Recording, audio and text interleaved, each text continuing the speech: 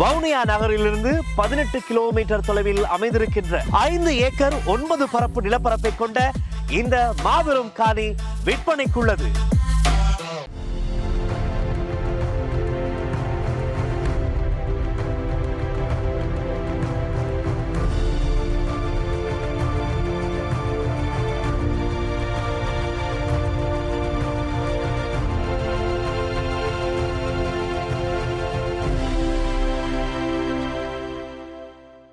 வணக்கம். இது ஐபிசி தமிழின் செய்தி வீச்சு. இன்றைய செய்தி வீச்சிலும் இலங்கை மற்றும் உலக நிலவரங்கள் காத்திருக்கின்றன. இலங்கையில் ஈழத்தமிழர்கள் மீதான பெரும் படுகொலை களத்துக்குரிய முள்ளிவாய்க்கால் பேரவலத்தின் குறியீடாக உள்ள மே 18 நாளை மீண்டும் ஒருமுறை கடக்கவுள்ள பின்னணியில் பலஸ்தீனர்களின் காசா பிராந்தியத்தை முழுமையாக ஆக்கிரமிக்கும் நோக்குடன் இஸ்ரேல் தனது ஆபரேஷன் கிடியோன் ஷரியத் என்ற நடவடிக்கையை ஆரம்பித்தமை ஈழத் தமிழர்களுக்கும் ஒரு மறைமுக குறியீட்டு செய்தியை வழங்க தலைப்படுகிறது.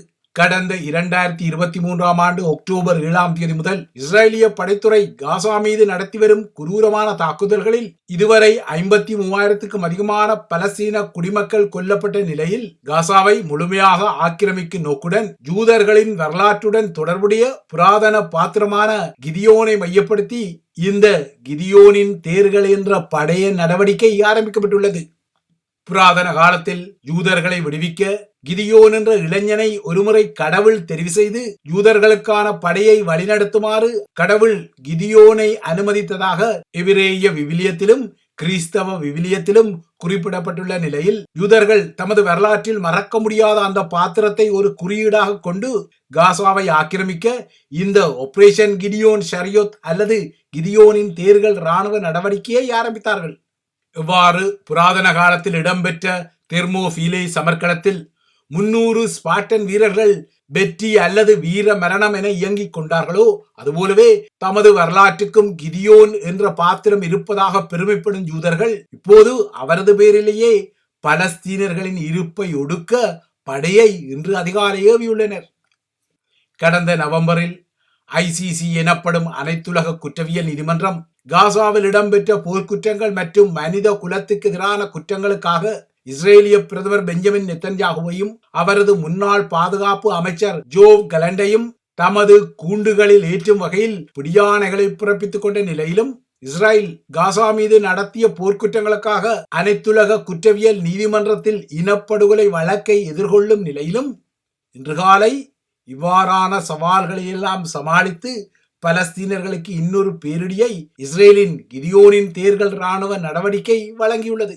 காசா பிராந்தியத்தை முழுமையாக கைப்பற்றி அதனை தனது முழுமையான கட்டுப்பாட்டில் வைத்திருக்கும் வகையில் இஸ்ரேலிய அரசாங்கம் கடந்த 5ஆம் தேதியே இந்த கிதியோன் தேர்களுக்குரிய இராணுவ நடவடிக்கையை அங்கீகரித்த நிலையில் ஹமாஸ் அமைப்பை முழுமையாக தோற்கடிக்கும் இலக்கு மற்றும் காசாவில் தாம் தொடுத்த போரின் அனைத்து இலக்குகளையும் இறுதியாகவும் உறுதியாகவும் எட்டிக்கொள்ளும் வகையில் இந்த இறுதியான இராணுவ நடவடிக்கை ஆரம்பிக்கப்பட்டுள்ளதாக இஸ்ரேல் இன்று காலை அறிக்கையிட்டது.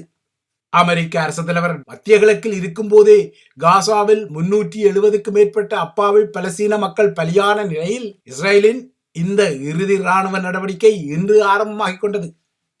இப்போது உங்களுக்கு ஒரு ஐயம் எழக்கூடும். காசா மீதான இஸ்ரேலின் இந்த நடவடிக்கைக்கும் ஈழத்தமிழ் மக்கள் மீதான முள்ளிவாய்க்கால் பேரவலத்தின் நாளைய மே 18க்கும் இடையில் என்ன குறியீட்டு செய்தி இருக்கக்கூடும் என்பதே உங்களின் ஐயமாக இருக்கக்கூடும். ஆனால் நுணுக்கமாக பார்த்தால் நிச்சயமாகவே இந்த விடயத்தில் ஒரு குறியீட்டு செய்தி ஈழத்தமிழர்களுக்கு உண்டு.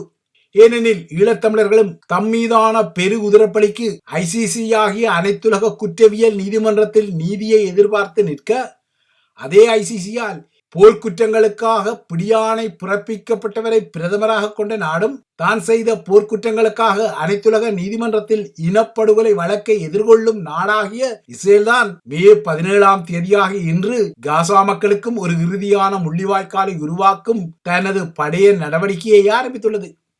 அதுவும் மேற்குலக நாடுகள் பலஸ்தீன மக்களின் இழப்பு குறித்து ஒப்புக்கு சப்பாக தொடர்ந்தும் அலறிக்கொள்ளும் நிலையில் மேற்குலக நாடுகள் உட்பட்ட அனைத்துலக அழுத்தங்களை துச்சமென மிதித்தும் மீறியும் இஸ்ரேல் தனது வான்வழி தாக்குதல்களையும் பீரங்கி தாக்குதல்களையும் தொடர்ந்தும் நடத்தி காசாவை உதிரக்களமாக்கி வருகிறது. இந்த இடத்தில் ஈழத்தமிழர்களுக்கு வழங்கப்படும் குறியீட்டு செய்தி யாதெனில் இனப்படுகொலையை மேற்கொள்ளும் ஆதிக்க சக்திகள் உலகில் முடிவிலிகளாக தொடரும் தன்மையை கொண்ட சக்திகள் என்பதே இந்த கற்பிதமாகும்.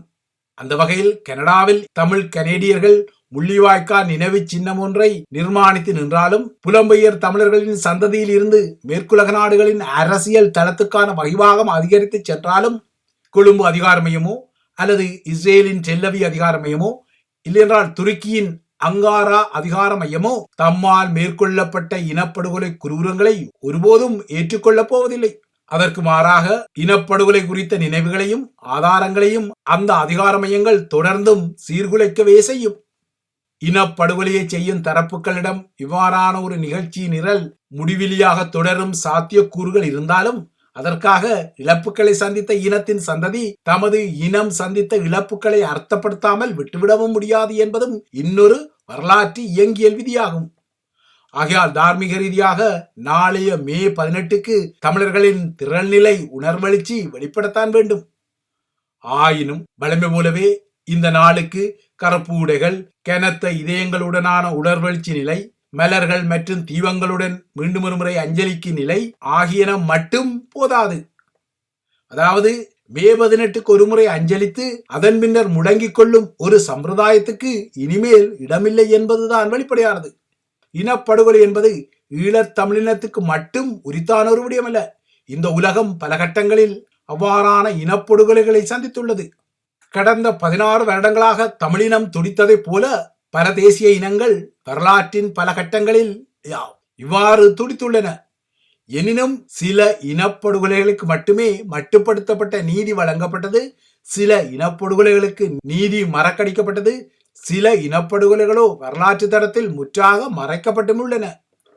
ஆகையால் 16 வருடங்கள் கடந்தும் முள்ளிவாய்க்கால் இனப்படுகொலைக்கு நீதி கிட்டிக் கொள்ளாத நிலையில் வரலாறு மற்றும் அதன் கற்பிதங்களை அறிந்து கொள்ளக்கூடிய ஈழத்தமிழர்கள் தொய்வடையாது தமது இலக்குக்குரிய செயற்திட்டங்களின் வழியில் செல்வதை தவிர நாளைய நாளுக்கும் வேறு வழியில் செய்திகள் இல்லை. இலங்கை தீவை பொறுத்தவரை தற்போது ஆட்சியில் உள்ள ஏகேடிஆர் தரப்பும் முன்னைய ஆட்சிகள் போலவே நடந்து கொள்கிறது. தமிழர்களை நோக்கி தற்போது ஏகேடிஆர் தரப்பு இலங்கையர்களாக ஒன்றிணைந்து கொள்வோம் என்ற ஒரு சூட்சுமமான அழைப்பை விடுத்துக்கொண்டே மறுபுறத்தே ஒரு தேசிய இனமான தமிழர்கள் தமது வரலாற்றில் சந்தித்த இழப்புகளை நினைவு கூறுவதற்கான உரிமையையும் நிராகரித்துக் கொள்கிறது. இதற்கு அண்மைய உதாரணமாக கனடாவின் பிரண்டன் நகரில் கடந்த வாரம் திறக்கப்பட்ட நினைவு சின்னத்துக்கு ஏகேடிஆர் அரசாங்கம் வெளிப்படுத்தும் எதிர்ப்பு முக்கிய ஆதாரமாகின்றது.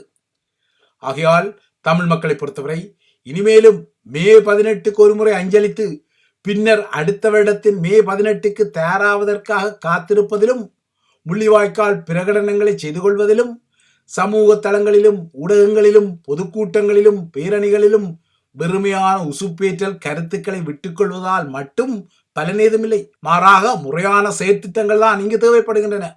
தமிழர்களின் அரசியல் முற்றத்தை பொறுத்தவரை தமிழ் பகுதிகளின் உள்ளூராட்சி நிர்வாகத்தை மேற்கொள்ளும் வகையில் புதிய கூட்டணிகளும் உருவாகிக் கொள்கின்றன. ஏற்கனவே இருந்த கூட்டணிகளுக்குள் குழப்ப அணிகளும் உருவாகிக் கொள்கின்றன. எனினும் நாளைய முள்ளிவாய்க்கால் நினைவு அரங்கில் வேற்றுமையில் ஒற்றுமை கண்டு பல தலைகள் நினைவேந்தல் நிகழ்வுகளில் பங்கெடுத்துக் கொள்ளக்கூடும். நாளைய முள்ளிவாய்க்கால் நினைவேந்தல் நாளிலும் அறிக்கைகள், பிரகடனங்கள் ஆகியன எழுதப்பட்டு வாசிக்கப்படலாம். ஆனால் இவ்வாறாக அறிக்கைகள், பிரகடனங்கள் எல்லாம் முள்ளிவாய்க்கால் பேரவல தினத்தன்று வாசிக்கப்பட்டாலும் இவற்றிற்கான செயல் வடிவங்கள் தொடர்ந்தும் கோட்டை விடப்படுகின்றன என்பது கசப்பான இன்னொரு யதார்த்தமாகும். இந்த கசப்பான யதார்த்தத்தை உள்வாங்கி நாளை உண்மையாகவே இந்த விடயத்தில் தமிழ் அரசியல் தலைகள் கழிவிறக்கம் கொள்ளக்கூடுமானால் தமது பலவீனங்களை களைந்து தமிழினத்தின் இருப்புக்காக போராட வேண்டிய சூளுரையை அவர்கள் அறவழியில் எடுத்துக்கொள்ள வேண்டும். இவ்வாறாக அரசியல்வாதிகளின் திசை வழியை மாற்றும் வகையில் சாமானிய மக்களின் நினைவாயுத பிரயோகமும் அறிவு பூர்வமாக மாற்றப்பட வேண்டிய நியதியும் உள்ளது. அதாவது வெறும் வார்த்தைகள் இல்லையென்றால் வெறும் தேர்தல் கால வாக்குகளுக்குரிய நகர்வுகள் அல்ல தமிழர்களுக்கு தேவை. உண்மையான செயல் வடிவமும் பலவீனங்களின் களைவும் எதிர்காலத்தை நிர்ணயிக்கும் தீர்க்க தரிசனமான நகர்வுகளே இங்கு கடைவேறாக அமையக்கூடும். அவ்வாறாயின் உண்மையான ஆபரேஷன் பிரபாகரணியத்துக்கு ஈழத்தமிழர்களின் அரசியல் சமூக தலைகள் இந்த 16ஆம் ஆண்டிலாவது நினைவு கொள்வார்களா என்பதே இப்போது எதிரொலித்துக் கொள்ளும் வினாவாகும்.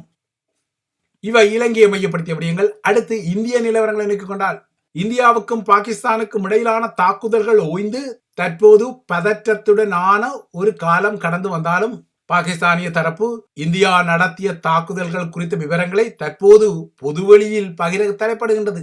அந்த வகையில் மே 10 அதிகாலை பாகிஸ்தானின் நூர்கான் விமானப்படை தளம் இந்திய ஏவுகணையின் தாக்குதலுக்கு உள்ளாகிய விடயத்தை பாகிஸ்தான் பிரதமர் ஷெபாஸ் ஷெரீப் முதன்முறையாக பகிரங்கமாக உறுதிப்படுத்திக் கொண்டார். நூர்கான் விமானப்படை தளத்தின் மீதான ஏவுகணை தாக்குதல் குறித்து பாகிஸ்தானிய ராணுவ தளபதி தன்னை அதிகாலை 2:30 மணிக்கு எழுப்பி தொலைபேசி ஊடாக இந்த விடயத்தை சொன்னதாகவும் பாகிஸ்தானிய பிரதமர் குறிப்பிட்டார்.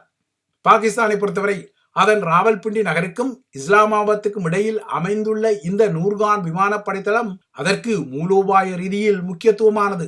ஒரு காலத்தில் சக்லாலா விமான படைத்தளம் என அழைக்கப்பட்ட இந்த தளம் 1971 ஆண்டு இடம்பெற்ற இந்திய பாகிஸ்தான போரின் போதும் இந்தியாவில் குறிவைத்து தாக்கப்பட்டது. அதன் பின்னர் போதும் இந்தியாவால் குறிவைத்து தாக்கப்பட்டுள்ளது.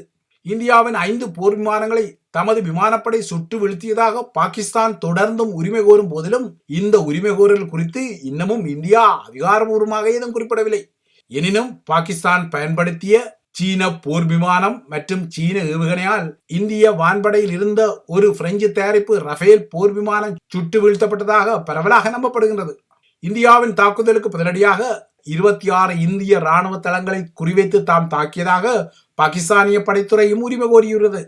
குறிப்பாக நக்ரோட்டாவில் உள்ள பிரமோஸ் ஏவுகணை சேமிப்பு தளத்தையும் ஆதம்பூரில் உள்ள S-400 வான் பாதுகாப்பு அமைப்பையும் தாம் தாக்கிக் கொண்டதாக பாகிஸ்தான் உரிமை கோரிய போதிலும் இந்திய பிரதமர் நரேந்திர மோடி அண்மையில் ஆதம்பூரில் உள்ள S-400 வான் பாதுகாப்பு தளத்துக்கு சென்று பார்வையிட்ட போது அந்த படைத்தளம் வலிமையாக இருந்ததை அவதானிக்க முடிந்தது.